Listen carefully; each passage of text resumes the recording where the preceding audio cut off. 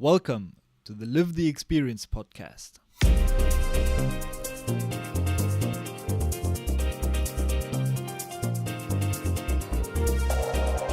Hi, my name is Lenny and I'm your host. Welcome to the show. This podcast is all about leadership development and unique experiences of young people who went abroad to get out of their comfort zone. On this episode of the Live the Experience podcast, I'm joined by Max, who went to Tanzania to do a global volunteer project powered by AIESEC. During our conversation, he shares his learnings and failures, and I think that his story is a truly inspiring one. This is part 1 of my conversation with Max, and it's all about his start in Tanzania and how he was confronted by the feeling of being a minority and his original project not being as he expected it to be. I hope you enjoyed and talk to you after this episode.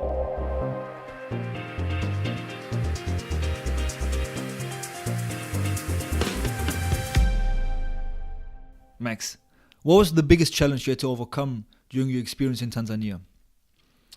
That's a good question. I think I would say biggest challenge upon arrival was like after the first couple of weeks, I felt like I really experienced how it felt to be in a minority.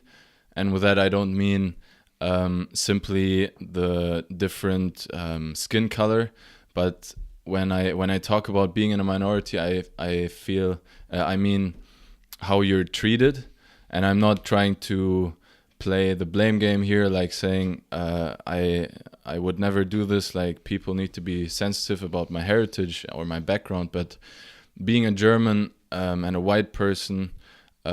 Usually that's a very exceptional case that you feel like you're in the minority. And in Tanzania, in some situations, like you go to the market or you walk through the streets in Tanzania and simply like you feel the looks of people, and not saying that it's bad in any case, but it makes you very aware of your surroundings, and that people sometimes charge you more when you go to a local food market or a restaurant. And just these details which really play a big role in how you feel and how welcome you feel at a place. So where exactly in Tanzania did you live? Did you live in the capital or in a more rural area?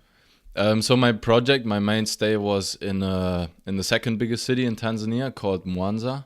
It's right at the shore of Lake Victoria. So it has more than 1 million inhabitants. However, the community where I lived in was more like on the outskirts of the city, so you did feel like you were in a rural community because there were no paved roads and not so many people around. Have you been in Tanzania before, or was it your first time in Tanzania? No, actually that was my first time also in East Africa.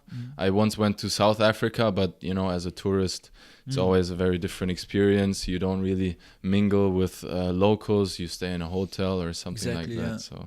So maybe since it was your first time in Tanzania or East Africa, can you take us a little bit through the emotions you had before you left, or the moment you left in Germany, and when you arrived in Tanzania at the airport? What were your feelings? Yeah, I think if I look back and I bring back my thoughts, it was I was very excited to embark on the airplane and then take off to my adventure in Tanzania. So I didn't think about any risks or challenges that might occur during my time there. But since I was with my girlfriend, so I went on an exchange on the project with my girlfriend, I think I was not completely outside of my comfort zone. So I always know I had someone with me. Someone you trusted already. Exactly, yeah. And then when you arrived at the airport in Tanzania, first second you get out of the airport, what did it feel like? What was your first impression? Well, unfortunately, it was dark when I arrived, so I couldn't see much. But I think, like, when I arrived at the airport, it was like, oh wow, this is a completely different world. Like, people look different. They don't speak your language. At the airport, they understand English, obviously, but then once you get out of the airport, it's a different story. And I don't know, everything looks different. The infrastructure, the cars, the nature that you see there. And my feelings were just like, I think I'm gonna have a good time here. And how come? let's What start. made you feel this? Because usually I think if people get into this completely new environment, language being a very high barrier right from the start of, people tend to feel uncomfortable, or because a lot of uncertainties involved. Why did you feel, wow, this will probably be a good time? Yeah, I think simply because it was so different from all the experience that I've had so far in my life. I mean, I've always been a traveler, but Tanzania, or the place I was, is not a touristic area, so I really could feel that it's going to be a different experience, and the welcome from the local AIESEC manager was really nice. It was the time of the World Cup, so we immediately went to... Not so good memories for us Germans. Yeah, but this day I didn't know. Then we played against Sweden, and we won, scored the winner in the last minute, so it was pretty euphoric. Yeah. And I also felt like the guy and the people that hosted us, they really wanted to welcome us, and wanted us to have a good time. So like the welcoming society, or the people you were in touch, that made you feel welcome, and thinking like this will be probably a good time, right? Yeah, exactly. I think you also know it from your own experience that once you arrive like in a new place and you see other volunteers, and we kind of immediately felt a connection, because we were there for a similar purpose of volunteering and helping the community. And even though we were from different countries, there was one guy from Egypt and one girl from Mexico upon arrival, and we just felt like friends. There was no awkwardness or anything in the beginning, and I think that's really important to feel at home right away. How did you prepare for this trip? Well, it's different if you look at it from like a perspective of mentally preparing, or whether you prepare like your luggage and everything. I mean, obviously, my girlfriend asked me or called me a couple of times to know like what should I pack, just the usual stuff that you know from travels. But you already had some experience with traveling, right? So this was exactly, yeah. So I immediately knew I'm gonna take my backpack, because it also feels differently. It feels different when you have a backpack in comparison when you have a suitcase, because when you have a backpack, it's more like adventurous, and a suitcase behind you is more like, okay, this is a business trip, or this is a vacation, So in terms of preparation, mentally, I pretty much I read some books and blog articles about like what to visit and how to behave in Tanzania, and like cultural differences compared to Germany. Because I knew like religion is also different, and you shouldn't wear very revealing clothes, so to say. Yeah. And that's pretty much it. Was that maybe more challenging for your girlfriend than for you it was?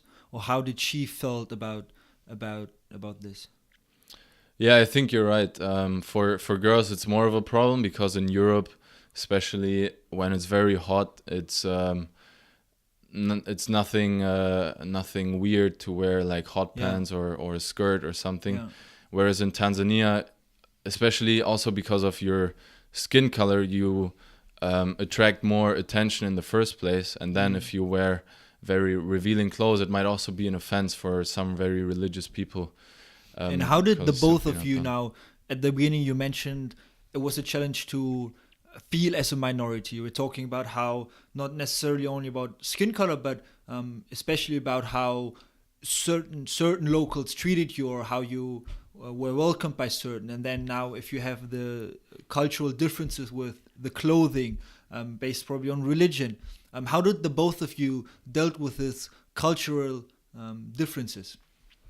Yeah, so in the beginning it was kind of a challenge to adapt to the way we were sometimes treated. I'm not saying this was like this was happening every day, but in some cases you really felt that, okay, this guy is kind of making fun of me, or this person is making fun of me. But I also don't blame them, because if you start playing the blame game, you will receive the same kind of negative attitude as you show to other people.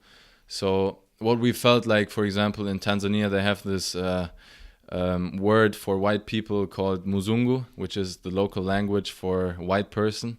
And it's not meant in a very negative way, but once you first arrive there, you don't know what they're saying.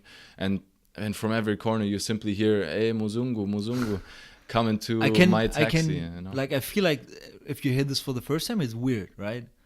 Yeah. Because you don't really know in what, like, how the cultural meaning, what's the cultural meaning behind this, right? And yeah, exactly. Because also we live in a Europe where nowadays political correctness is a big thing, and then with this kind of background, you go there, and then they call you something which you don't understand. Exactly. It's a weird feeling, but then people they explain it to you and say, you know, this is just a way how we label kind of people from countries where they're or white people, and that was one of the things which we learned to cope with. It's simply a cultural difference which you need to tolerate. What did you take back from exactly that experience, which you just mentioned? What did you take back to now the Netherlands? I think the lesson that this experience taught me in terms of being in a minority or feeling like you're treated in a different way is that you shouldn't take things too seriously, because even if people treat you based on your origin, you can always be better than others and give a better example of this. And if you treat things in a like funny way, in a more relaxed manner, then you will also have a better time at a certain place. Because if I had thought, all right, this is not okay, I don't want to be treated like this, and I would have showed that negative attitude, probably I would have had a worse experience than I actually had. So yeah. You need to treat it with some kind of humor. And so maybe to summarize, it's a little bit, it broadened your horizon, but also made you more relaxed about these things, or also try to understand the other side and not judge from the very first moment, right? Exactly. Yeah. I think judgmental behavior when you arrive in a new place, in a new country, is the worst thing you can do. Like just observe first, learn, try to understand the other side, and then you will do good. Can you take us a little bit through your initial project and what you signed up for and how this evolved a little bit? Yeah, so why I chose the project that I chose is, maybe it's good to know that I'm following the emerging markets specialization at Maastricht University. So in business. Exactly, yeah. With the international business background. So we studied about microfinance in one of the courses, and that was also a project that was offered in Tanzania. So it was a project based on microfinance, which means that a company gives out small loans, microloans, which range from 10 euros to all the way up to 1,000 euros, converted into local currency, obviously. And their aim was to help local businesses and entrepreneurs to grow through the help of microloans. Mm-hmm. And that was basically the description of my project. And how did it then evolve? What did you do maybe in your first 1-2 weeks? So the first week was we wanted to start a couple of days after we arrived in Mwanza, but unfortunately we were the first volunteers in this project, and that's why the project started a bit later than expected, but that was all fine. We still had enough time to have an impact, as we thought. And then the first meeting was with the host of our volunteer house. We had it with him and the 2 women that were leading the microfinance company. Mm-hmm. And we simply arranged working hours and when to meet where, what would be our responsibilities, and we already gave some input into what we could contribute to their processes. And then how did that evolve? Did you actually start working for them, and what was your sort of first action in the project? Yeah, so the first week was characterized by visiting the clients of this company. So we went to local marketplaces where entrepreneurs and local businesses operated. And don't get me wrong, if I say entrepreneurs, it simply meant like people having a vegetable shop at the local market, which is also. But I think in the new era, in the definition of entrepreneurship right now, I think you can characterize it very well. Yeah, exactly. So it's like, this is the African way of entrepreneurship. Yeah, it's nice. not the European way where everyone is talking about blockchain and these kind of things. Yeah. But so we visited these people.